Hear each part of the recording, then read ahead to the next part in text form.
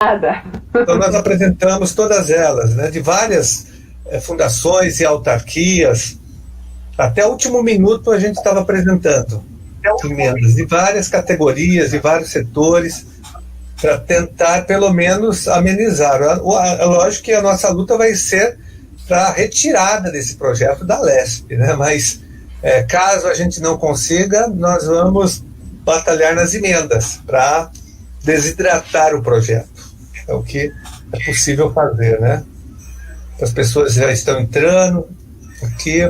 Chegou aqui o Antônio Ormundo, a Alessandra, a Beatriz, Silvana, o João Pedro, a Ruth Gomes, o Ricardo Nogueira. Estão chegando aqui a Silvana, Beatriz. Estão chegando para a gente já começar a nossa conversa de hoje. Então, acho que já dá para começar. Então, pessoal, vamos lá? Boa noite a todos e a todas, muito obrigado pela presença, pelas pessoas que acompanham as nossas lives. Quero agradecer muito também a presença da Márcia Semer, que é procuradora do Estado e presidente do Sindicato dos Procuradores do Estado de São Paulo, do Guilherme Nascimento, que é professor da rede estadual e também é o presidente da CCM, que é a Comissão Consultiva Mista do IANSP, do Paulo Cirilo, que é psicólogo, trabalha da Fundação Oncocentro, muito obrigado, e também o Horácio Teles, que é trabalhador, trabalha na SUSEM, da Superintendência de Combate às Endemias do Estado de São Paulo. E nós vamos hoje conversar aqui, fazer a nossa primeira live sobre um tema muito importante que tomou conta do debate do Estado de São Paulo, que é sobre o perverso e nefasto estático PL 529, que é um projeto que destrói parte do estado de bem-estar social do estado de São Paulo. O projeto apresentado por Dória, que eu digo que é um pacote de maldades, é um x-tudo, porque tem de tudo nesse projeto, e tudo que é ruim está praticamente nesse PL 529. Ele extingue, acaba com 10 institutos e fundações importantes, estratégicos para o Estado de São Paulo, na área da saúde, na área do meio ambiente, na área da reforma agrária. Ele ataca frontalmente todos os servidores públicos, e aí o Guilherme vai falar sobre o IANSP, aí o IANSP ele, abarca praticamente quase que todos os servidores do Estado de São Paulo, com o aumento da alíquota de contribuição, com o aumento da terceirização, enfim, aí vocês vão falar sobre isso. Mas é um projeto extremamente perverso. Eu já fui ao Ministério Público, já protocolei uma representação, nós estamos anexando outros documentos na nossa representação. Nós vamos pedir na semana que vem ou na outra uma reunião com o promotor, que vai estar com o nosso caso do patrimônio público. Nós vamos conversar com ele, com a comissão, queremos que vocês participem dessa reunião. Vamos pedir que ele realize uma audiência pública no Ministério Público, porque o projeto é muito grave o que vai acontecer se ele for aprovado. Enfim, nós estamos tomando medidas. Na sexta-feira agora, nós vamos realizar uma audiência pública na Assembleia Legislativa, às 17 horas, aí com a representação de todas as fundações de institutos, com as entidades representativas dos servidores, com deputados, enfim, de todos os partidos. Essa é uma luta suprapartidária para derrotar o PL 529. E essa live de hoje, esse encontro de hoje, é primeiro para que vocês expliquem para as pessoas que estão acompanhando qual a importância de cada fundação, de cada instituto, né, que consta na lista de extinção do PL 529 e outros impactos. Então, eu quero começar a nossa conversa já conversando com a Márcia Semer, como eu disse, é procuradora do Estado. Márcia, como que vocês estão vendo, como você está vendo esse PL 529? Qual a sua visão? O que vocês estão propondo, inclusive, enquanto entidade de classe, enquanto sindicato dos procuradores do Estado de São Paulo? Eu acho que o que mais, dois aspectos impactam muito a gente quando recebe um projeto dessa natureza, né? Primeiro, verificar a falta de diálogo que ocorre com o projeto, porque nada foi conversado antes com a sociedade, nem com os servidores. Foi um projeto que chegou aí à Assembleia Legislativa e às escuras para nós, né? Nós estamos tomando conhecimento do seu teor somente mesmo a partir da hora que foi encaminhado. Ficou a 7 chaves e veio um pacote ainda com uma proposta de tramitação em regime de urgência, que é um regime bastante antidemocrático, que dificulta sobremaneira o diálogo. E o que me preocupa no projeto, além dessa falta de diálogo, desse caráter antidemocrático, também de uma certa maneira, um aspecto perverso e cruel, é apresentar um projeto dessa magnitude, que mexe com milhares de pessoas no auge da pandemia, né? Não é no começo da pandemia, não é no fim da pandemia, mas no auge da pandemia. É de uma crueldade muito grande, porque traz um desassossego enorme para milhares de trabalhadores, servidores públicos inclusive da área da saúde, que estão se colocando em risco diariamente para salvar a vida das pessoas e que ficam, logicamente, né, com mais um elemento de perturbação na sua vida exatamente nesse momento. Então, eu imaginei que a pandemia fosse humanizar as relações um pouco políticas, inclusive no nosso país, né? Nós estamos vivendo um momento muito ruim de relacionamento político, mas, infelizmente, o encaminhamento desse projeto demonstra uma certa falta de humanidade, porque não se encaminha um projeto que mexe com tanta gente numa situação dessa, né, num cenário desse. Além do mais, o projeto ele trata de diversos assuntos diferentes, de diversas instituições. Ele faz um verdadeiro desmonte na área social do Estado. Ele mexe na área da saúde, na área da moradia, na área da educação, da habitação, da pesquisa em meio ambiente, do lazer. Não pode, né? O pessoal fala que projeto que tem assuntos tão diversos tem jabuticaba. Esse projeto é um jabuticabal, né? Uma plantação inteira de jabuticaba, porque são diversos assuntos, os mais variados, diversas instituições relevantíssimas, cuja a extinção está sendo proposta a fim de resolver o problema orçamentário do ano que vem. Então, o primeiro elemento que eu acho que é importante para nós refletirmos, tanto servidores como a sociedade, é se nós devemos tomar medidas tão definitivas e tão impactantes na própria formatação do Estado para resolver um problema que é um problema contingencial, né, do orçamento do ano que vem. Outra coisa é a gente ter em mente que o Estado de São Paulo oferece desoneração fiscal da ordem de 15 bilhões de reais anualmente, e esse problema fiscal que o próprio governo coloca aqui na exposição de motivos do projeto, esse problema fiscal seria da ordem de 10 bilhões de reais.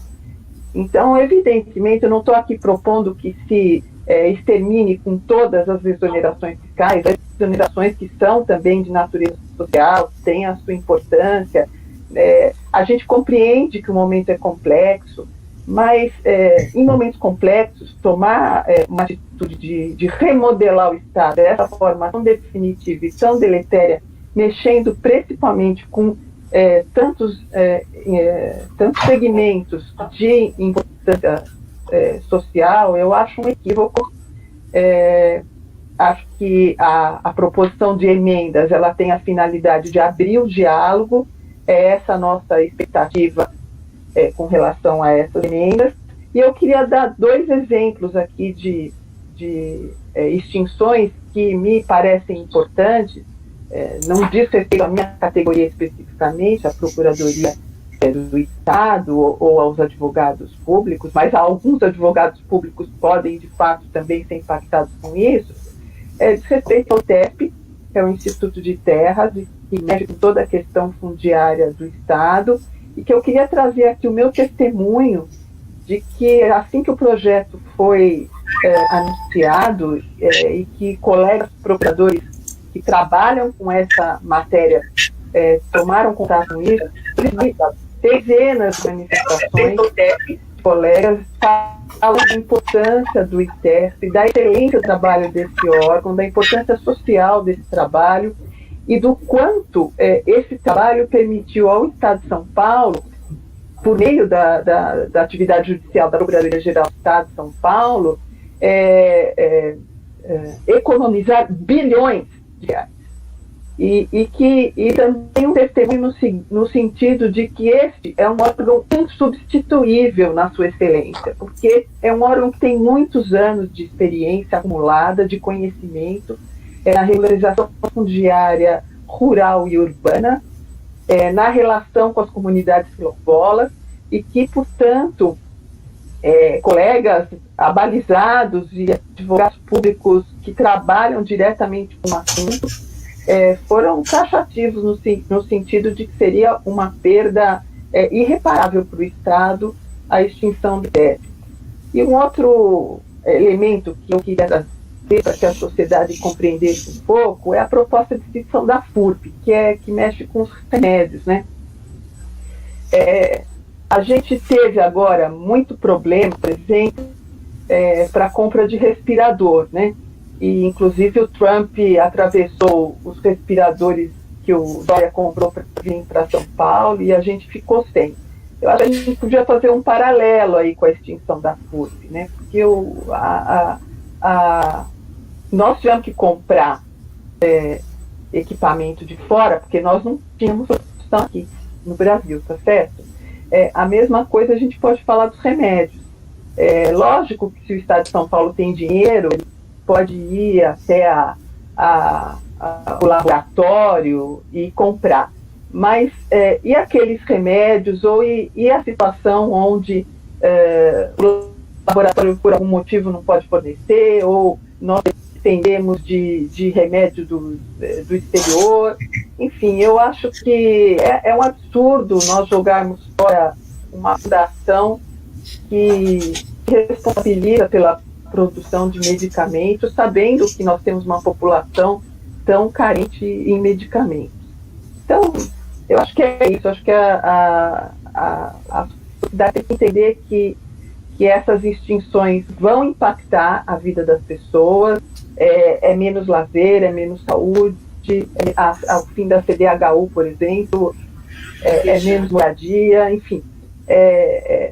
Realmente é uma coisa que nos impacta. E é o contrário, né, de tudo que a ciência econômica ensina para a gente que se deve fazer em momentos de crise. Né? Em momentos de crise, a história nos ensinou que o grande New Deal foi o que salvou os Estados Unidos da crise de 29, a Constituição Social Democrata alemã foi o que salvou a Alemanha na guerra, enfim, e nós aqui estamos destruindo o Estado exatamente no momento de crise. É um contrassenso, e eu espero que nós tenhamos possibilidade de dialogar com os parlamentares nesse período aí de análise do projeto e dialogar com o próprio governo para que outras soluções sejam apresentadas para a solução da questão econômica que a gente sabe que existe. Muito obrigado, Márcia Semer. Obrigado, Márcia. O Celso tinha caído aí da live, tinha sumido, Celso. Eu ia passar para você a palavra, mas eu, antes de passar para o Paulo, então eu te devolvo a palavra. Até para você falar da Covisa também, né, que está sendo extinta pelo Bruno Covas, que também é do PSDB. Sem antes aqui dizer que o Fábio Jabá está aqui fazendo um comentário. Boa noite, companheiros. Vamos mais uma vez à luta. É mais uma luta porque o Jabá estava lá e todos nós contra a reforma da Previdência estadual, contra aquela lei que foi aprovada dos precatórios, que penalizou os servidores e tantas outras. Obrigado pela sua participação aqui, Fábio Jabá, que é presidente do Sindicato dos Servidores do Sistema Prisional. Celso. Então, boa noite a todas e todos, né, que estão aqui presentes, Paulo, Márcia, Guilherme, e dizer para vocês que ouvindo a fala da Márcia, a gente fica muito... Aí já teve um problema aqui, ó. Tá ouvindo? Vocês estão ouvindo? Sim, estamos ouvindo.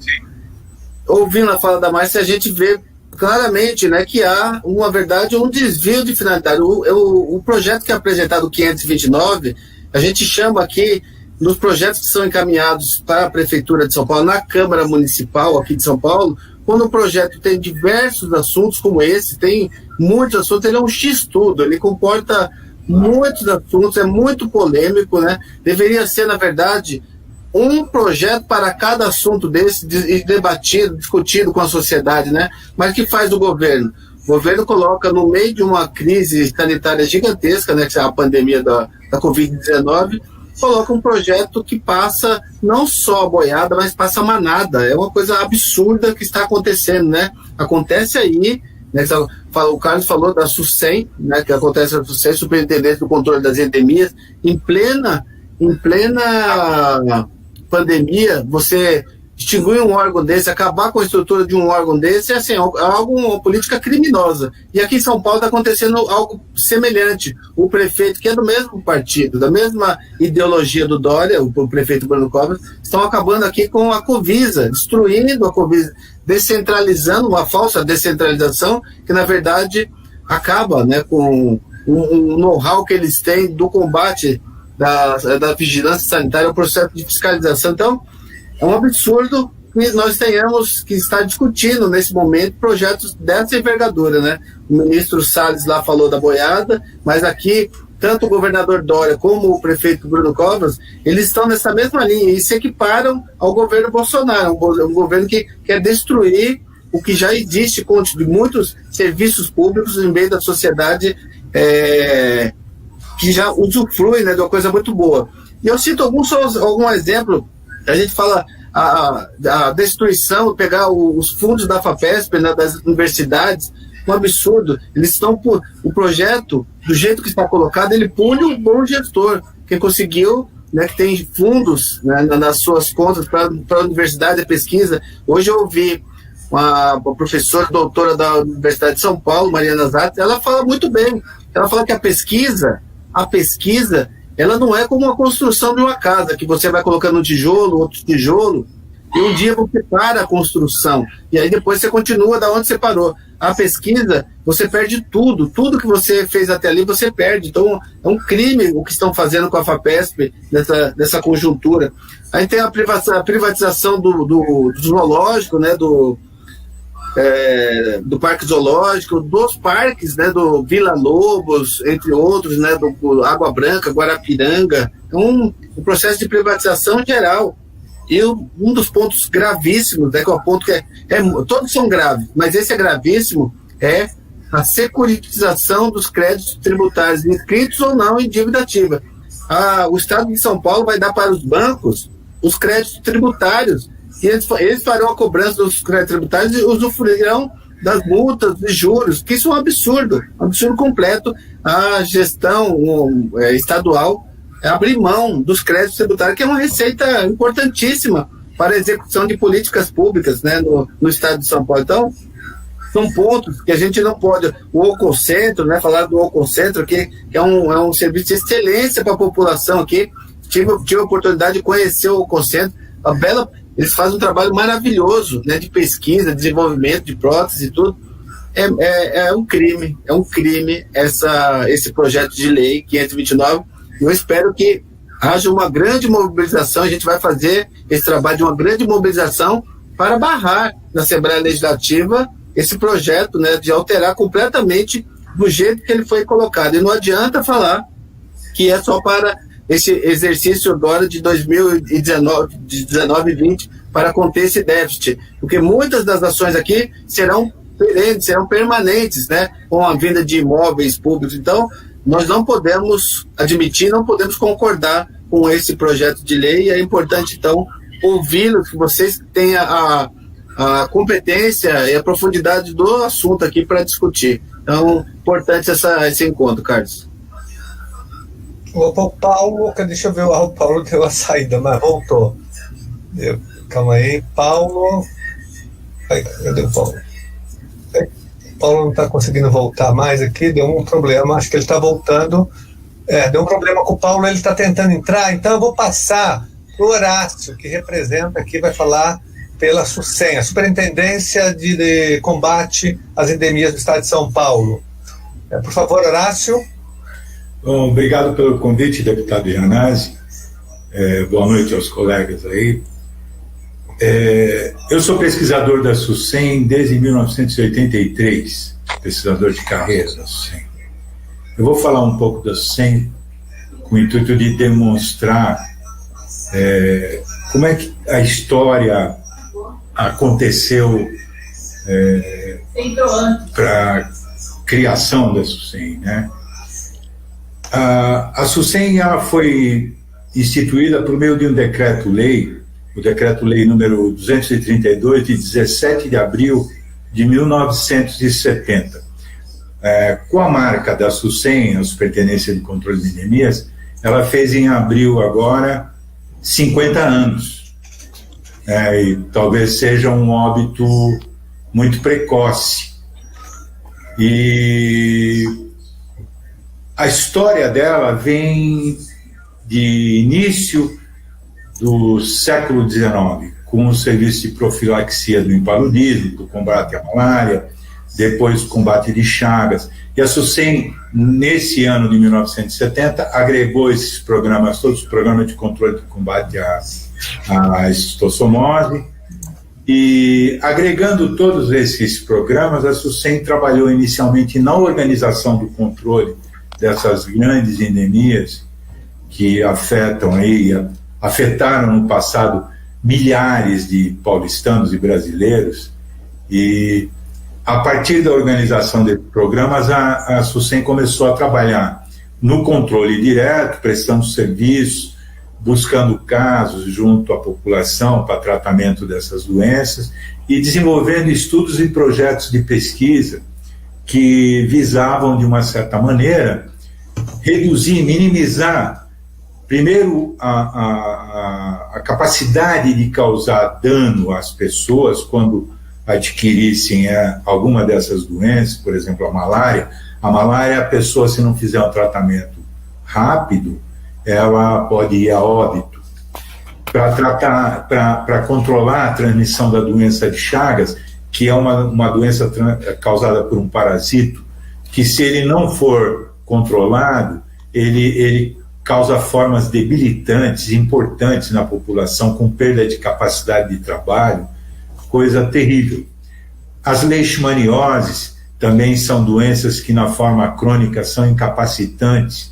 Então, a SUSEM começou a trabalhar no conjunto dessas doenças, desenvolvendo trabalhos tanto na prestação de serviço para a população, prestação de serviço direto para a população, como no desenvolvimento de projetos de pesquisa.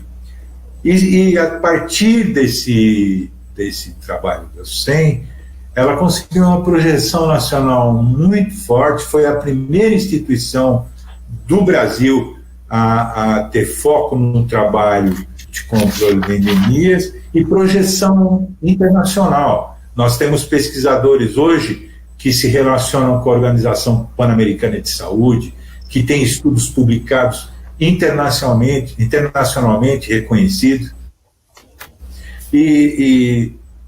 O conjunto da SUSEM, ele nunca passou de 1.000 servidores. Na SUSEM nós somos 40 pesquisadores e mais ou menos 900 trabalhadores de campo, assistentes de apoio à pesquisa, desinsetizadores, a área administrativa que dá a logística para o desenvolvimento de todo esse trabalho.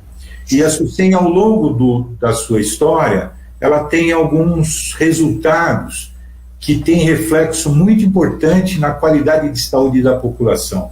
Por exemplo, no final dos anos 70, o trabalho da SUSEM resultou em interrupção da transmissão vetorial da doença de Chagas.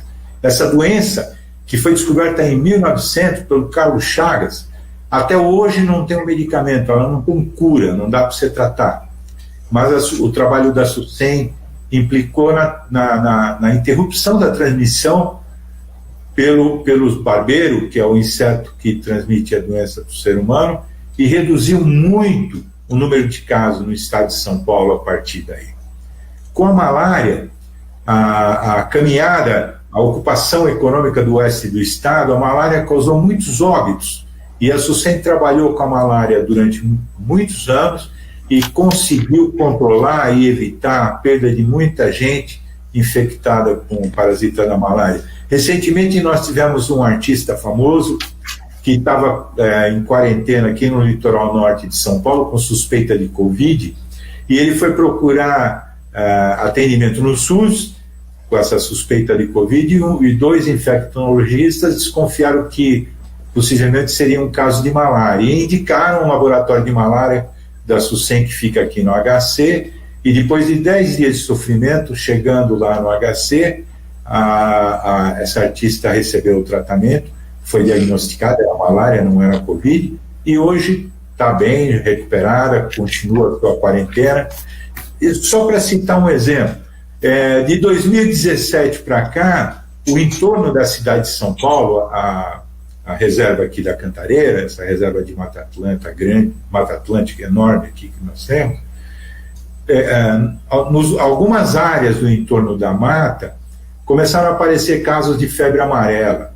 Esses casos de febre amarela quase chegaram a 300, o número de pessoas infectadas, inclusive com óbitos, quase 90 óbitos de 2017 para cá. A SUSEM prontamente fez um trabalho de pesquisa, levantou quais eram as espécies de mosquitos envolvidas, fez um mapeamento da situação, o que permitiu que o Estado, com a vacina, protegesse toda a população do entorno e evitasse a progressão da febre amarela, que na continuidade poderia se tornar uma febre amarela urbana, que aí seria de consequências irremediáveis. Então, o trabalho da SUSEM, junto com os demais órgãos da Secretaria da Saúde, evitou o que poderia ser um grande transtorno de uma doença que assolou o Brasil na época colônia, em Santos, no Rio de Janeiro, matou muita gente. Então, esse é o trabalho da SUSEM.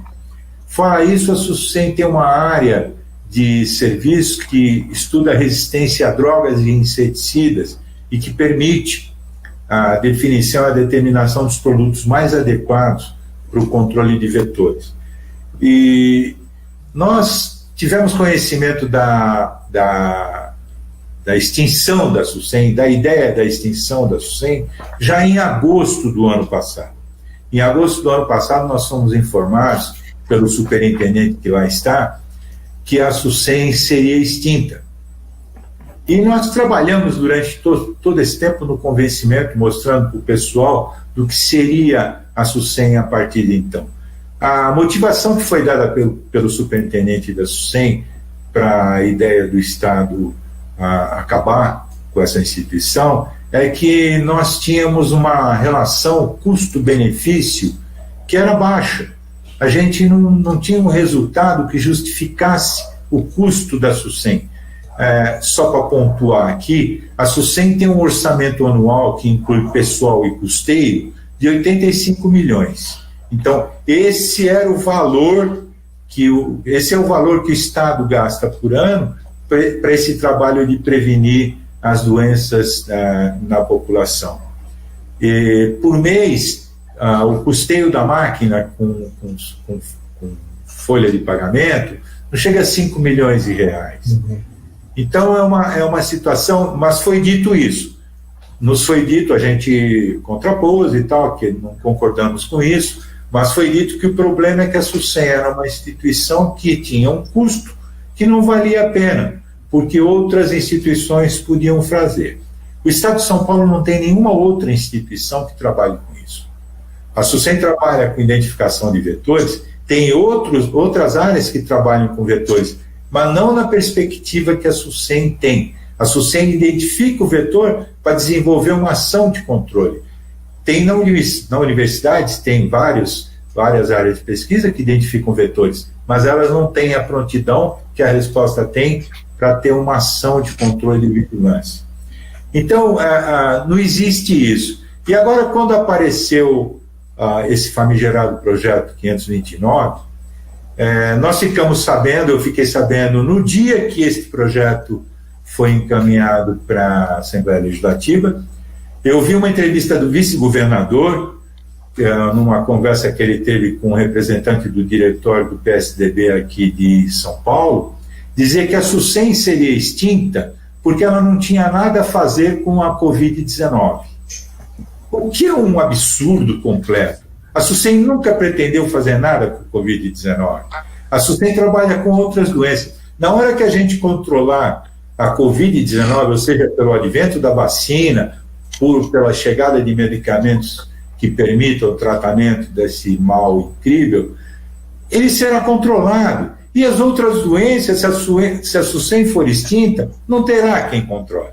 Porque os municípios do estado de São Paulo, a grande maioria, não tem condições financeiras nem de pessoal para manter equipes permanentes de vigilância das endemias. Não existe essa possibilidade. Inclusive, aqui no surto de febre amarela, a SUSEM teve que dar retaguarda, assessoria, orientação a municípios que têm um potencial econômico razoável, como Mariporã, Atibaia, que são municípios que não são pobres. Mas a grande maioria do estado, 90% dos municípios do estado, não tem condição de ter um laboratório com microscópio, com equipamentos e uma equipe pronta para saber exatamente o que está acontecendo na cidade, no município, quando tiver um desses problemas. A SUSEM é que dá essa retaguarda, a SUSEM treina o pessoal dos municípios, capacita o pessoal dos municípios, para que o município tenha, pelo menos, gente que possa trabalhar com a vigilância epidemiológica. E não faz mesmo sentido município de pequeno porte ter uma micro-SUSEM. Não faz sentido porque as ações de vigilância têm uma simplicidade menor do que as ações de controle. A controle precisa ter toda uma estratégia, precisa ter toda uma estrutura muito pesada para não trabalhar o ano inteiro. A SUSEM trabalha o ano inteiro porque ela trabalha com um conjunto de doenças. Então, ela consegue dar essa assessoria. Então, a gente ficou impactado com essa história de extinção da SUSEM, das demais instituições, da FURP, do Instituto Florestal, colocou no mesmo saco órgãos da administração indireta e da administração direta. Quando o tratamento administrativo da administração pública do Estado não é igual para essas duas áreas. Para a administração indireta é um tratamento, para a administração direta é outro, do ponto de vista de administração pública. Então, a sensação que a gente tem, afetar a FAPESP, que é uma instituição que sustenta grande parte das pesquisas desenvolvidas no Brasil e para outros estados do Brasil, com financiamento de projetos, com formação de pessoal, com bolsa de estudo. Então, a percepção que eu tenho é que essa atitude do governo, ela com essa história de imaginar que nós vamos ter um impacto financeiro cruel, que vai derrubar as finanças do Estado. Eu fiz uma comparação e está lá no site da Secretaria da Fazenda, disponível para quem quiser. É claro que a Covid vai ter impacto na arrecadação de impostos. É claro, se teve impacto na capacidade produtiva, no ritmo de produção, vai ter impacto na arrecadação. Mas até agora, a arrecadação do Estado de São Paulo caiu 8% em relação à mesma época do ano passado. Então, não é uma tragédia dessa dimensão. Esse valor de queda de arrecadação, seguramente o Estado podia trabalhar de outra maneira, como, por exemplo, acabar com esses benefícios fiscais que tem grandes empreendimentos por aí, acabar com propaganda pública do governo que gasta um valor razoável. Existiriam outras maneiras de economizar recursos financeiros que não fosse essa de destruição institucional, que depois, para montar de novo, não haverá a menor possibilidade. O custo de reconstruir essas instituições, o Estado não terá, apesar de ser o Estado mais rico do país, ele não terá isso, porque o patrimônio se perderá. Tem certas coisas que usamos que, se não tiver o uso diário, ela se perde. Não há possibilidade. Tem projetos, como disse a professora, tem projetos que, se forem interrompidos, a perda é definitiva. Não há possibilidade de parar um projeto e retomar quando as coisas puderem ficar boas. Então, eu tenho 45 anos de serviço público. Eu comecei a trabalhar no Instituto Adolfo Lutz, depois eu vim para a SUSEM. Eu nunca vi nada parecido. Eu já vi tentativas de privatização, eu já vi tentativas de desmonte do serviço público, mas eu nunca vi nada parecido com isso. E é um Estado que vem desprestigiando o servidor público. Os últimos governos não fizeram absolutamente nada que valorizasse o serviço público. E eu quero deixar aqui o meu protesto. Quem socorreu o país da Covid-19 foi o serviço público, não foi nenhuma instituição privada. Quem estava aí de plantão foram os servidores do serviço público, que estão dando a vida em função de minimizar o prejuízo que é esse grave problema que está acontecendo no Brasil e no mundo, não fosse muito maior. A iniciativa privada hoje está se mobilizando para dar alguma sustentação, para ajudar no controle, fornecendo alimentos, cesta básica, equipamentos de proteção, mas isso não se compara em nada ao investimento que o servidor público deu para a tentativa de controle da Covid-19 e para que os prejuízos sociais desse grave problema sejam os menores possíveis. É isso que eu queria falar. E depois a gente fica para discutir mais. Muito obrigado, Horácio. Foi muito importante a sua intervenção, explicando a importância da SUSEM para o Estado de São Paulo e para toda a população. Você tocou no ponto que a gente tem debatido muito, que é essa questão do ajuste fiscal, da desoneração fiscal, né, dos benefícios fiscais, e a gente tem feito muito esse debate, porque se o governo quisesse, de fato, fazer um ajuste fiscal, ele faria, intensificando a cobrança da dívida ativa do Estado, que já passa de 340 bilhões de reais, ele faria uma revisão nessa política de desoneração fiscal com os grandes grupos econômicos do Estado de São Paulo, que já levam aí quase 20 bilhões de reais por ano, sem transparência. Nós não temos acesso às empresas que são beneficiadas com as isenções fiscais do Estado de São Paulo, né? Muitas delas são as que têm isenções fiscais, são também devedoras da dívida pública. Eu tenho aqui a Sadia, por exemplo, ela tem isenção fiscal do ICMS, mas deve 1 bilhão e 600 milhões de reais.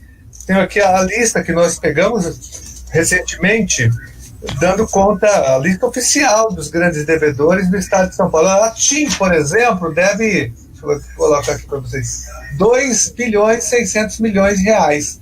É o que ela deve para o Estado de São Paulo. Está na dívida ativa já do Estado, não tem nem como contestar mais. Pão de Açúcar deve ao Estado de São Paulo, olha, 3 bilhões e 300 milhões de reais.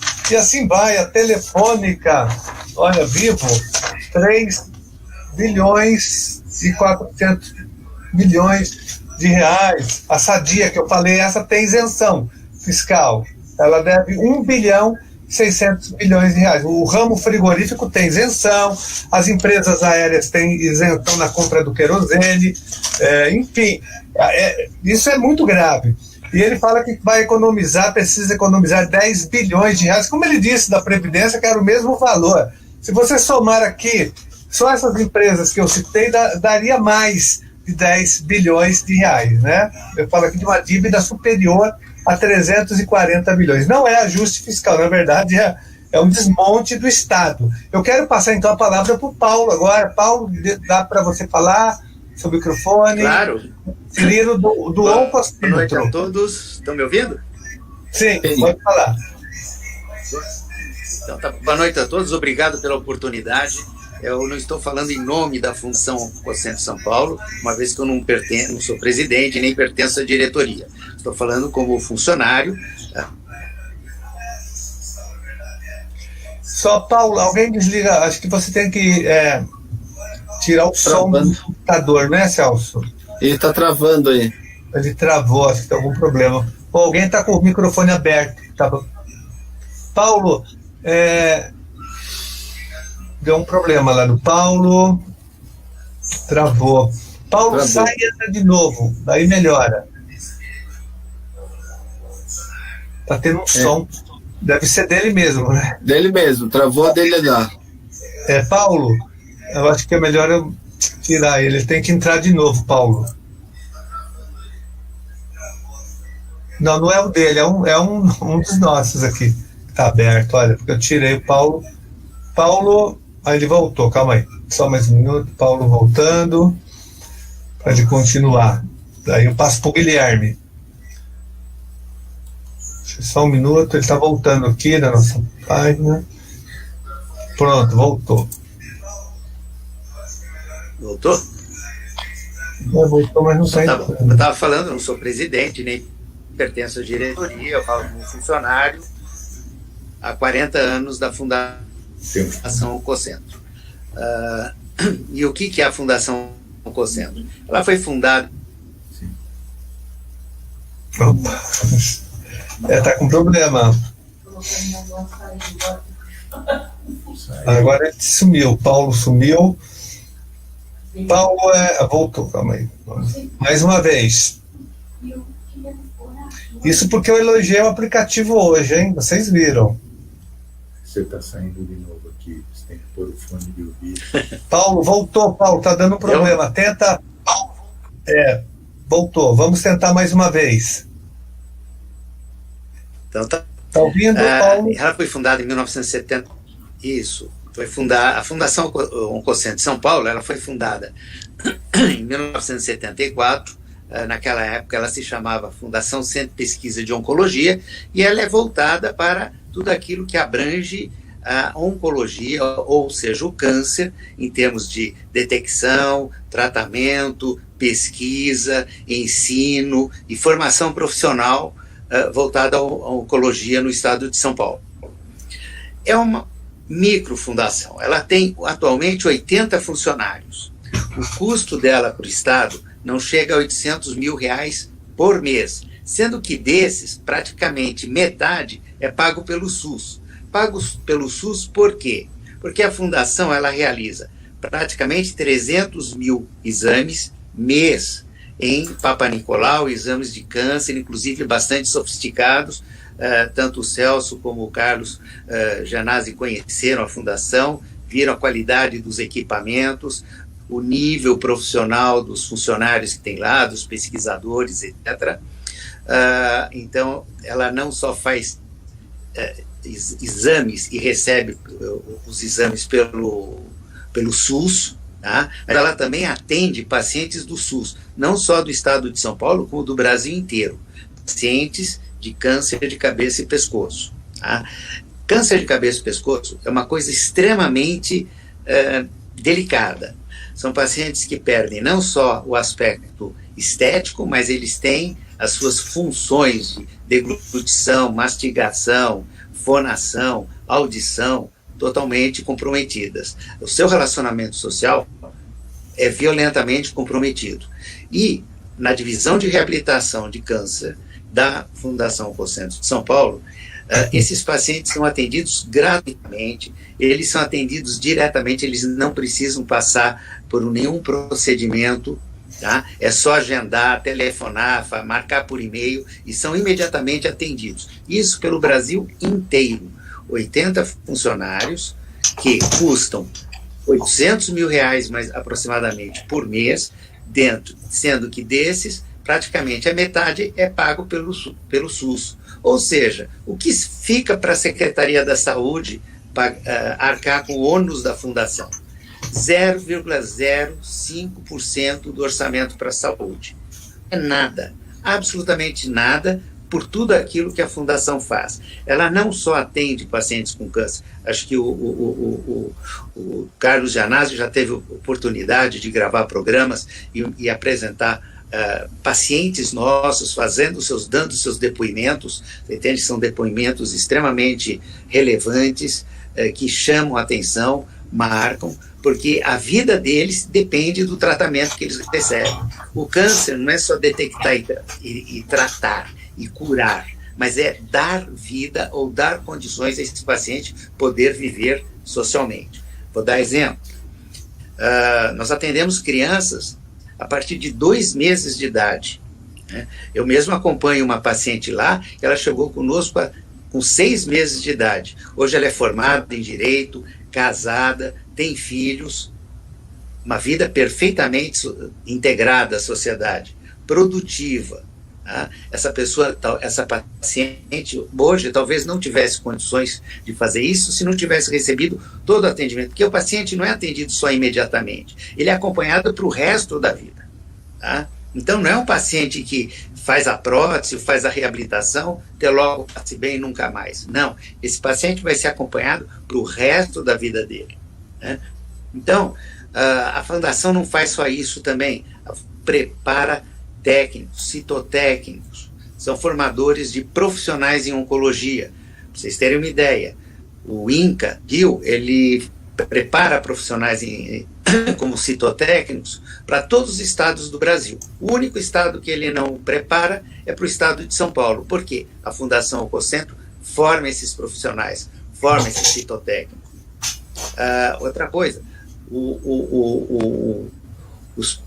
todos esses profissionais, eles são formados e já são praticamente empregados em outras instituições. Eles têm são procurados por outras instituições, laboratórios, etc., porque a formação que eles recebem na Fundação é de excelência.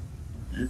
Então, ela forma profissionais, tem o registro de dados de câncer, que é enorme, gigantesco, ele que nutre, que informa as entidades de pesquisa de câncer dos números de pacientes que são atendidos no estado de São Paulo. Ou seja, fazemos muito com poucas pessoas, 80 funcionários aproximadamente, um custo baixíssimo para o estado de São Paulo, praticamente 50% vem do SUS, né? Eu não sei aonde que o atual governo quer mexer nisso, com que justificativa ele quer fazer isso. Tá? Eu e muitos claro que somos a favor de mudanças, de modernizações, desde que elas sejam inteligentes, desde que elas sejam profícuas, desde que elas revertam ao bem-estar da sociedade. E o que eu estou vendo como proposta do governo não é nem um pouco inteligente, pelo contrário, a minha avaliação é extremamente burra, tá? Extremamente nada de proativa. Ela é prejudicial, não é benéfica, ela vai atingir grande parte da população. Eu não vejo bom senso, nada que foi proposto por essa PL. Então, eu agradeço a oportunidade daqui, estar falando como um funcionário, eu sou psicólogo, né, trabalho na área da reabilitação, eu sei muito bem o que eu estou falando a respeito da Fundação Oncocentro, tenho acompanhado todo esse trabalho que alguns legisladores têm procurado fazer em defesa do bem-estar da sociedade paulista, né, que esse projeto vem totalmente na contramão, né? Então, eu acho que o que eu tinha que falar sobre a Fundação é isso. É uma pena não só mexer na Fundação Oncocentro, como mexer nesse pacote, nesse combo, né, maluco, e que e agora fiquei sabendo que até o prefeito resolveu mexer aí com a Covisa. Acho que o Celso pode dar continuidade nisso, que eu não sei que dupla é essa que está governando o Estado e a capital do Estado desse jeito. Eu estou realmente chocado com isso. Estou contando com o apoio não só de vocês, mas de toda a população nesse momento. Paulo, eu fiquei muito impressionado quando eu visitei a primeira vez o Oncocentro. Vocês me apresentaram todos os setores, mas me impressionou bastante, no bom sentido, o trabalho que vocês realizam com a produção, com a fabricação de próteses para as pessoas que fizeram as cirurgias. Eu vi pessoas, né, sem uma parte do rosto, sem um olho, sem a boca, a parte da boca, do nariz, sem orelha, e vocês reconstruindo, né, a vida dessas pessoas, a autoestima dessas pessoas. Se não fosse o trabalho do Oncocentro, essas pessoas estariam isoladas, né, para o resto da vida em suas casas, com buracos no olho, na boca, né, pessoas que foram desfiguradas por conta das cirurgias do câncer, porque a pessoa ela se cura do câncer, faz a cirurgia, mas e depois? Como que ela vai ter vida social sem o olho, sem o nariz, sem a boca, sem uma parte do rosto, sem a orelha? E é no Oncocentro que a pessoa tem a chance de voltar a ter autoestima, porque ela tem a prótese. É um trabalho artesanal, um trabalho personalizado. As pessoas tratam com carinho, né? Os profissionais da saúde do Oncocentro tratam com muito carinho e atenção os pacientes. E é uma relação que se estende, como você disse, por muitos anos, porque uma prótese tem que ser feita, acho que de 2 em 2 anos, dependendo da prótese, não é isso? Ela não é só um atendimento e a pessoa vai embora e nunca mais ela volta no Oncocentro. Tem uma relação de anos, porque ela tem que ser modificada, ela tem um desgaste, tem uma questão técnica aí, não é isso, Paulo? Sim, claro, mas como eu falei, eu tenho paciente que eu acompanho desde os 6 meses de idade, hoje ela é formada em Direito, casada, tem filhos, etc. São pacientes que eu acompanho 40 anos de trabalho com esses pacientes. Então, realmente, isso é muito importante. Não basta o indivíduo estar curado do câncer se ele não souber viver, aproveitar a oportunidade que ele teve.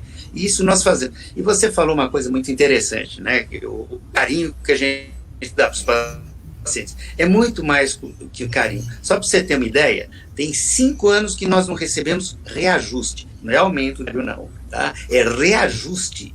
Há 5 anos que não tem 1 centavo de reajuste. E esses funcionários continuam lá trabalhando na fundação, esses 80 funcionários continuam trabalhando na fundação, porque eles têm amor. Nós temos amor àquilo que nós fazemos pelo paciente. Só aquele que tem contato com o paciente, como esses casos que você deu como exemplo, é que podem avaliar o que a gente faz, né? Então, nós já estamos quase que virando Madres de Calcutá aqui, Madres Teresa de Calcutá, porque vamos para 6 anos sem reajuste e trabalhando com o mesmo amor, afinco e com essa espada na cabeça, que é essa PL infeliz, como eu falei, burra, no meu entender, né, prejudicial a todo o estado de São Paulo. E eu diria mais, como nós atendemos pacientes do Brasil inteiro, a todo o Brasil. Exatamente. Olha, eu tenho uma tese de que, na verdade, o governo está de olho no prédio de vocês, lá na Oscar Freire, aquele prédio que é localizado numa área de alta especulação imobiliária. Acho que o governo quer, né, pegar o prédio de vocês. Vou passar então o Guilherme agora com o IANSP. Guilherme, todo funcionalismo será atingido, porque quase todos os servidores utilizam o IANSP, pelo menos uma boa parte, né? E o IANSP já vem sofrendo muito com a falta de financiamento. Eu queria que você falasse aqui para todos nós qual é a situação, qual o impacto do 529 no IANSP para os servidores também, que serão duramente afetados, aí todos, né? Os profissionais da educação, os profissionais da saúde, do sistema prisional, do judiciário, todos que utilizam o IANSP serão prejudicados. Bom, primeiro agradecer o convite, Carlos, e cumprimentar todos os companheiros aqui da live, Carlos, Celso, o Horácio, o Paulo e a Márcia. Cumprimentar também os companheiros que estão acompanhando aqui pela rede social.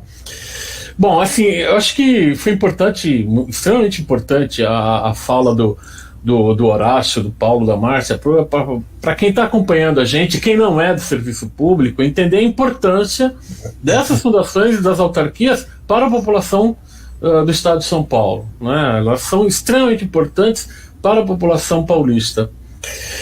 Antes de falar exatamente do IANSP, Janás, eu queria fazer um apanhado do PL 529, que trata, como você falou, é um verdadeiro X-tudo, é uma mistura de tudo que tem ali, né? Tem reforma administrativa, reforma tributária, tem um monte de coisa, tudo misturado, e prejudica, né? prejudica a população, como a gente acabou de ver. Mas quando se prejudica alguém, é porque tem um outro lado da balança, né? Para alguém prejudicado, tem alguém beneficiado, né? E quem são os beneficiados nesse projeto? Não, primeiro, como você mesmo já colocou, Carlos, são os grandes devedores, né? Porque esses caras vão continuar não pagando aquilo que deve ao povo paulista. Então, os grandes devedores é o primeiro grupo beneficiado por essa lei, por esse projeto de lei.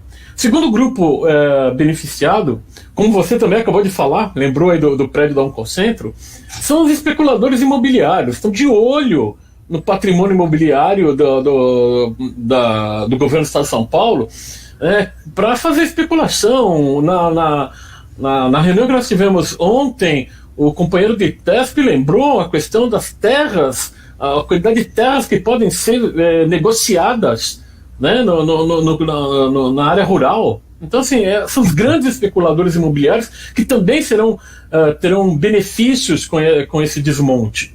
Outro grupo que vai ter benefício vão ser os especuladores financeiros, né, como já foi colocado aqui, a questão da securitização de receitas. Né, isso é um verdadeiro crime que vão fazer no Estado de São Paulo. A gente não pode esquecer o que aconteceu no Estado do Rio de Janeiro, com essa antecipação de receitas que fizeram na Previdência do Rio de Janeiro, que quebrou a Previdência do Rio de Janeiro, né, provocando o não pagamento de aposentadorias para os funcionários públicos no Rio de Janeiro. Então, essa questão é muito importante para a gente lembrar também. E, para fechar o grupo daqueles que vão se beneficiar, tem as OSs, né? As organizações sociais que vão entrar de sola nessa questão de terceirizações, né, em todo o sistema de saúde do Estado de São Paulo, e com a possibilidade também de entrar no IANSP. Então, assim, o Dória, ele não é malvado. Ele sabe muito bem o que ele está fazendo. Ele governa para um grupo de seus beneficiários. E aqui a gente citou 4 grupos que são beneficiários de um projeto como esse do Dória. Você desmonta tudo e joga na mão de pequenos grupos. Quem são os prejudicados? Os prejudicados é exclusivamente a classe trabalhadora. E, em especial, os trabalhadores públicos. A população como um todo é prejudicada. Quando você extingue a SUSEM, extingue o Oncocentro, você está prejudicando todo mundo. Mas, em especial, você destrói todo um aparato do Estado e você destrói o servidor público, né? E como bem lembrou aqui, eu acho que foi o Horácio que comentou, grande parte de nós funcionários públicos, estamos sem reajuste salarial há 5, 6, 7. Tem setores, os trabalhadores do IANSP, eles não têm reajuste há 10 anos. 10 anos sem reajuste salarial. Então é uma maluquice, agora falando do IANSP, você propor, numa situação de arroxo salarial, como nós estamos vivendo, um aumento de alíquota do relativo ao IANSP. Você aumentar em mais 1% para quem tem mais de 59 anos, mais 1% para os seus agregados, e começar a cobrar de cada dependente 1% para quem tem 59 anos ou 0,5% para quem tem menos, pode significar uma tungada no salário do servidor público na ordem de, e ainda contando aqueles 3% do desconto previdenciário, estamos falando aí num desconto, numa diminuição em quase 10% do salário do funcionário público.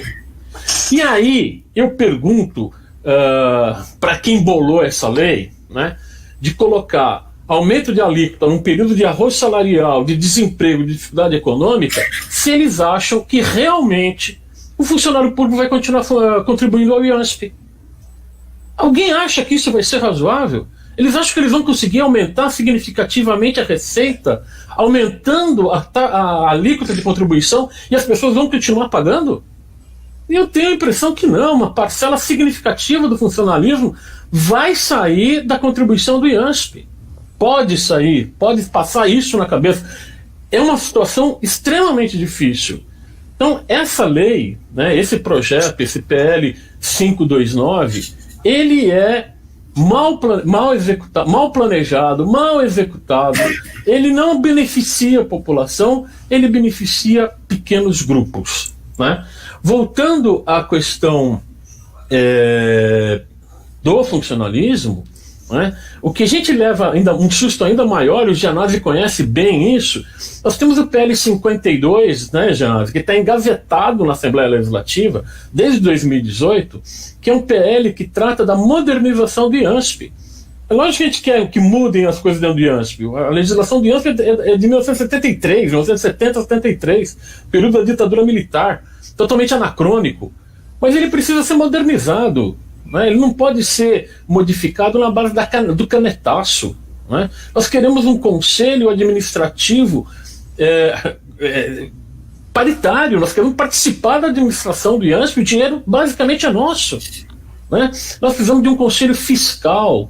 Nós precisamos fiscalizar o quanto que entra nos cofres do IANSP e o quanto que é gasto. Né? Eles fazem uma proposta onde aparentemente em teoria, deveria apresentar um acréscimo de cerca de 300 milhões ao IANSP, não é? Mas o que eles vão fazer com esses 300 milhões? Que vai ser do nosso bolso. Né? Potencialmente vai ser do nosso bolso. Quem vai fiscalizar isso? Né? Por isso, Gianazzi, que a gente pede para que haja uma movimentação dos parlamentares na Assembleia Legislativa para que se tenha uma auditoria nas contas do IANSP.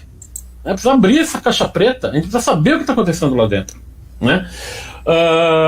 Ainda em relação a uma coisa importante, porque muitos colegas às vezes falam assim, pô, mas se aumentar 1%, a gente aperta um pouquinho o salário e paga se o IANSP apresentar um serviço melhor, ter mais convênios pelo interior, né, se os convênios não forem abandonados no meio do caminho. Acho que a conta é mais ou menos simples. Né? A gente conhece um pouco como é que esse pessoal pensa economicamente. Hoje, o orçamento de IANSP, né, e aí eu fico até com vergonha, mediante orçamentos tão diminutos como foi colocado aqui do Oncocentro ou da SUSEM, eu tenho que falar que o orçamento do IANSP é de 1 bilhão e 500 milhões. Né? Só que assim, 1 bilhão e 50 é nosso. É do nosso dinheiro, nosso funcionários públicos. E cerca de 450 milhões é do governo do Estado de São Paulo. Muito bem. Essa proposta, na nossa visão, ela evidencia o seguinte: o governo para de colocar os seus 400 milhões para retirar com essa alíquota nova. Ele retira a parte dele e entra o que no lugar?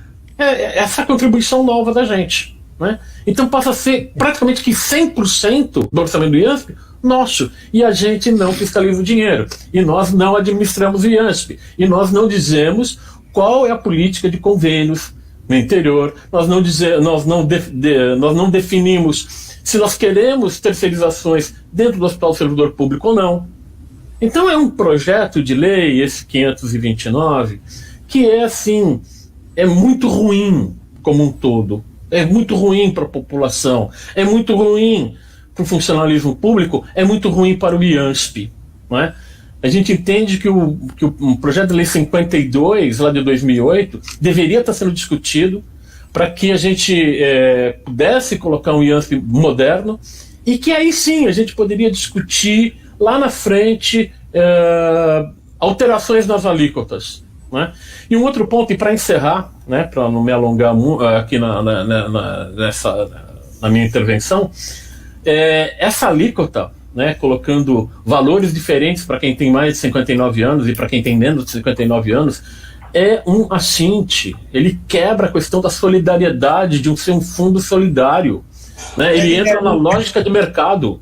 É isso que eu ia falar, ele entra na lógica dos planos privados de saúde. Sim, né? sim. Quando você faz 59 anos, aumenta bastante, é a mesma lógica. É a mesma lógica. E por que não fazem essa discussão com o IANSP, com os representantes dos usuários do IANSP previamente? Por que esse negar o diálogo? Né? Como a doutora Márcia colocou logo no início, porque esse governo se nega ao diálogo. Ele se nega ao diálogo porque o jogo está feito. E o jogo é para quem? Para os grandes devedores, para os especuladores imobiliários, para os especuladores financeiros e para as OS. É esse o espírito dessa lei, beneficiar esse grupo. E quem vai pagar toda essa conta é a população do Estado de São Paulo, e, em especial, o funcionalismo paulista. Muito obrigado, Guilherme, pela sua intervenção. Olha, eu estou recebendo aqui muitas mensagens de outras fundações também. Eu queria só explicar que nós faremos lives com todas elas, todas serão contempladas, só que nós estamos fazendo por blocos. Hoje foi praticamente o bloco da saúde, faltou a FURP ainda, que a gente vai fazer com a FURP. Nós vamos fazer com o ITESP, com o Instituto Florestal, com a MTU, CDHU, com todas as universidades que são atacadas também na questão dos fundos, a FAPESP, né? Então todas as fundações serão contempladas aqui nas nossas lives para que as pessoas possam entender a gravidade da situação, além do ato live, que é, na verdade, uma audiência pública da LESP, que a gente vai realizar aí com todas ao mesmo tempo, as universidades, as fundações, com todos vocês, na sexta-feira, às 17 horas, pela TV Assembleia, aqui também na nossa rede social, no Facebook, no YouTube, aí todas as pessoas poderão participar. Mas a gente tem um tempo aí de luta pela frente, nós estamos organizando a luta dentro da Assembleia Legislativa com os deputados e também fora. É muito importante que a população entenda a situação e pressione o governador e pressione os deputados, sobretudo que eles votem contrariamente. Nós queremos devolver o projeto seja devolvido, nós não queremos aprovar esse projeto. Nós apresentamos muitas emendas ao projeto, corrigindo, figurando esse projeto praticamente, mas o nosso objetivo central, o primeiro objetivo é retirar o projeto da LESP, é derrotá-lo para que ele nem entre na pauta. Ele está em regime de urgência, porém o presidente, por conta da pressão, já se comprometeu a deixar o projeto passar pelas comissões, ou seja, ele não será enviado para um congresso de comissões aí da noite para o dia. Foi acordado mais ou menos isso, mas acordo às vezes é rompido, também não dá para acreditar totalmente, mas em tese a gente vai ter um tempo aí pela frente para fazer a resistência contra esse famigerado PL, né, que ele ataca várias áreas do patrimônio público, que presta serviços públicos para o estado de São Paulo. Então a gente sai daqui já com esse compromisso de fazer a resistência junto com vocês, contra o desmonte do estado e ao desmonte do estado de bem-estar social de São Paulo. Isso que tem que ficar claro, a população será duramente prejudicada. O projeto, ele é muito complexo, ele ataca várias áreas, como eu disse, por isso que eu apelidei de X-Tudo, porque tem de tudo, tem securitização, ele entra em várias áreas, né? Autoriza o que o Guilherme falou, a venda dos imóveis públicos, né? Então é especulação imobiliária. Já pensou aquele prédio, Guilherme, ao lado do Hospital do Servidor Público, da administração, sendo vendido? Que é nosso, que é do servidor público. Porque o governo não financia o IANSP, quem financia é o servidor com os 2%. E a grande luta que nós travamos é que o governo dê os 2% por servidor público, né? Uma luta histórica que vocês têm na comissão, enfim. Então, nós já estamos encerrando mesmo, porque estourou até o nosso tempo da live aqui. Eu quero agradecer muito Márcia Semer, procuradora do Estado, presidente do Sindicato dos Procuradores, o Paulo Cirilo, que é da Fundação Ococentro, o Horácio, que representou aqui muito bem aqui os servidores da SUSEM, e o Guilherme representando aqui a CCM, o IANSP, e o vereador Celso Janais também está apoiando a nossa luta e também fazendo um enfrentamento na Prefeitura de São Paulo, que a situação lá também é grave, terceirizações. Amanhã acho que vai votar um projeto desses aí, né, Celso, da pauta conservadora, qual que é mesmo? Do ensino domiciliar amanhã? O homeschooling, essa pauta conservadora que vem destruindo a escola pública da cidade de São Paulo. Então, estaremos lá para obstruir e também não deixar votar um projeto que tenta contra a educação pública da cidade de São Paulo. Lá eles já votaram voucher para creche, para pré-escola, não é isso? Compra de vagas. Essa pauta aí bolsonarista da ultradireita está sendo, por incrível que pareça, colocada em prática aqui na prefeitura, Celso. Olha, e o prefeito encaminhou para a Câmara Municipal um projeto de reestruturação administrativa, veio com esse nome, reestruturação administrativa, que na verdade destruiu a autarquia hospitalar municipal e permite que a Prefeitura de São Paulo terceirize todos os hospitais públicos na cidade de São Paulo. Então, é um absurdo, é como esse do Dória, é um ataque. E no meio da pandemia, um projeto dessa envergadura. É um absurdo. Tá, só antes de terminar, eu queria só falar com a Márcia. Márcia, liga seu microfone. Esse projeto, ele tem aspectos inconstitucionais, né? Ali é um projeto complicado do ponto de vista jurídico. Acho que saiu, olha, tá vendo? Deixa eu colocá-la de volta. Ai, cara, calma aí. Voltou, Márcia. Olha isso, vê? Acho que eles estão boicotando aqui, viu? Acho que o Dória entrou na nossa live. Eu vou atrapalhar essa live aí do Janazzi, para que as pessoas não saibam. Deixa eu só pegar aqui, ela está tentando voltar. Ainda não deu.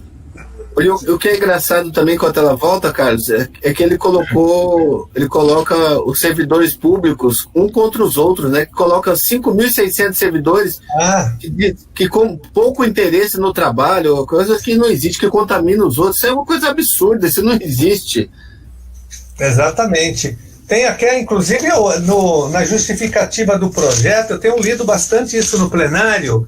Ele fala, olha que absurdo, só para vocês terem uma ideia da gravidade da situação, o que ele fala dos servidores, assim, ó, ele ataca frontalmente os servidores, desqualificando os servidores que têm experiência, que já podem se aposentar, mas estão trabalhando. Ele diz o seguinte, deixa eu ver aqui onde que eu marquei, gente, só as coisas aqui. Olha, só antes de colocar a Márcia de volta, deixa eu pôr a Márcia de volta, acho que a Márcia chegou. Márcia... chegou a Márcia. Só um pouquinho, Márcia, olha o que ele diz aqui na página 10 da justificativa. Esses servidores já preencheram os requisitos da aposentadoria e a maioria aposentada pelo INSS, embora continuem a exercer suas atividades profissionais. O fazem com dificuldade ou sem interesse, desestimulando os demais servidores que desempenham suas atividades na administração direta, indireta e autárquica. Olha, isso é um absurdo, a gente está aqui na justificativa absurdo. Isso aqui é um ataque. Janazzi, você viu como é o cálculo do PDI? É uma fala absurda. Que tem conhecimento, que tem experiência, que tem trajetória, que acumularam conhecimento. E eles vão demitir esses servidores e não vão fazer concurso para admitir outros, vão terceirizar esse serviço, vão contratar na contratação precarizada ou terceirizada, principalmente no IANSP, que me preocupa muito, viu, Guilherme, porque a situação de terceirizações. Janazzi, Oi, diga, Márcia. Em todas essas propostas, estão ouvindo? Estou ouvindo. Em todas essas propostas de extinção, a gente precisa dimensionar que, não obstante o projeto fale que os funcionários vão ser realocados, não há garantia de realocação. Muitos servidores serão dispensados. Afinal de contas, por que eles estão extinguindo e qual a dimensão da economia? Eles estão preocupados com os números, né, com a economia. Mas o que eu queria dizer é que há inconstitucionalidade, sim, no projeto, há ilegalidades com relação aos fundos, por exemplo, da universidade. Eu acho que há ofensa ao princípio constitucional da autonomia universitária, com relação aos demais fundos, há ofensa à legislação orçamentária 43, 20 e 74, porque, na verdade, desnatura todos os fundos viram um x-tudo, como você disse aí, vão servir para tudo, perdem o caráter e a finalidade especial para a qual são legalmente estabelecidos, e, fundamentalmente, eu acho que o projeto ele é inconstitucional porque ele viola o espírito da Constituição. Gostem os governos ou não, nós temos uma Constituição social-democrata. Nós temos uma Constituição onde uma série de direitos sociais estão previstos como obrigação do Estado, obrigação jurídica do Estado. Não é bondade, não é benemerência, mas é obrigação jurídica do Estado. É um pacto social segundo o qual o Estado é responsável e se responsabiliza na Constituição por uma série de de compromisso com a saúde, compromisso com a moradia, compromisso com a educação. Então, o que acontece aqui é que há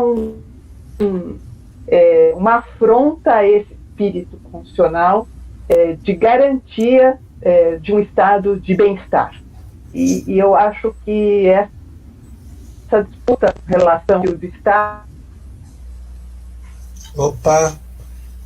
O Dória tirou a Márcia daqui, gente. Não fui eu, hein? O Dória, deixa ela terminar aqui. Ela vai voltar. Tá caindo. Voltou, calma, só um minuto. Márcia Semer. É importante ouvir a Márcia porque ela é procuradora do Estado, né? Ela tem todo o embasamento jurídico para fazer esse debate. Ô, Gianazzi, você viu o cálculo do PDI? Não vi. Não eles vi. Pagam, eles propõem que se pague 65% do salário multiplicado pelo número de anos que o cara trabalhou. Nossa. Isso em 90 dias. Se o cara for optar por receber 85% do salário, aí o governo vai pagar, e multiplicado pelo número de anos, ele vai pagar em 3 anos esse valor. É uma loucura. Nem é visto. É um absurdo esse artigo do PDI, viu? É uma loucura. É uma porcaria esse artigo. Voltando, Márcia, falando aí dos artigos inconstitucionais, só para você fechar. Então, eu acho que a proposta, ela é uma proposta, portanto, que ela é atentatória ao espírito constitucional de construção de um estado de bem-estar social. E quero dizer, é certo que esse estado de bem-estar social está delineado na Constituição. E não é escolha do governante atendê-lo ou não, né? Ele tem que cumprir essas regras jurídicas que determinam uma série de atividades. E esse desmonte de toda a área social do Estado, portanto, tem no seu conjunto uma índole inconstitucional, é o que eu acho. É o que eu penso sobre isso aqui. E com relação à retirada da proposta, eu acho que é um imperativo ético, né? Retirar a proposta para que a gente só vá discutir sobre assuntos tão importantes e tão graves quando todo mundo puder participar livre e democraticamente da discussão, porque no meio da pandemia querer também que o servidor público mais uma vez coloque a sua vida em risco para fazer uma mobilização em defesa de direitos que lhes são assegurados há décadas. Muito obrigado, Márcia. Você falou bem, em plena pandemia ele encaminha um projeto como esse. A Assembleia Legislativa deveria estar votando projetos de renda básica estadual emergencial, né, de liberação de recursos para a saúde, mas não. Exatamente. Vai debater um projeto de desmonte do Estado. E hoje saíram já os números, né? Hoje nós tivemos 1.352 óbitos do coronavírus, gente. 1.352, já são 110 mil mortos no Brasil, né? E no meio disso tudo isso, o maior estado da federação, mais rico, vai debater o 529. Mas olha, só para encerrar, nós vamos fazer a luta legislativa dentro da Assembleia Legislativa para derrotar o projeto, utilizando todos os instrumentos regimentais que nós temos. Nós vamos fazer a luta jurídica, acionando o Ministério Público, o Tribunal de Contas, o TJ, vamos fazer esse enfrentamento jurídico e também com o movimento social, o movimento com as entidades e, sobretudo, com a população em geral. A população tem que entender e tem que participar dessa luta. Então, luta, pressão social, pressão popular, pressão jurídica e pressão legislativa. São três frentes de luta. Tem vários deputados empenhados também em derrotar esse projeto. Vamos somar forças, porque essa luta é suprapartidária. Temos que somar forças com todos os parlamentares que estejam do lado da população e, sobretudo, dos serviços públicos e dos servidores públicos. Muito obrigado a vocês pela participação, Márcia Semer, Gilberto Nascimento, o Horácio Teles e o Paulo Cirilo e o vereador Celso Janazzi. Nós faremos, repito, outras lives. Na quinta-feira nós faremos uma com o pessoal da Fundação Zoológico e do Botânico, né? Depois, na semana que vem, a gente quer fazer com o ITESP, com o Instituto Florestal, com o pessoal da MTU, CDHU, todas as universidades, todos serão contemplados aqui nos nossos debates ao longo das próximas semanas. Um abraço para vocês, boa noite, muito obrigado. Boa noite. Boa noite, tchau, Marcelo.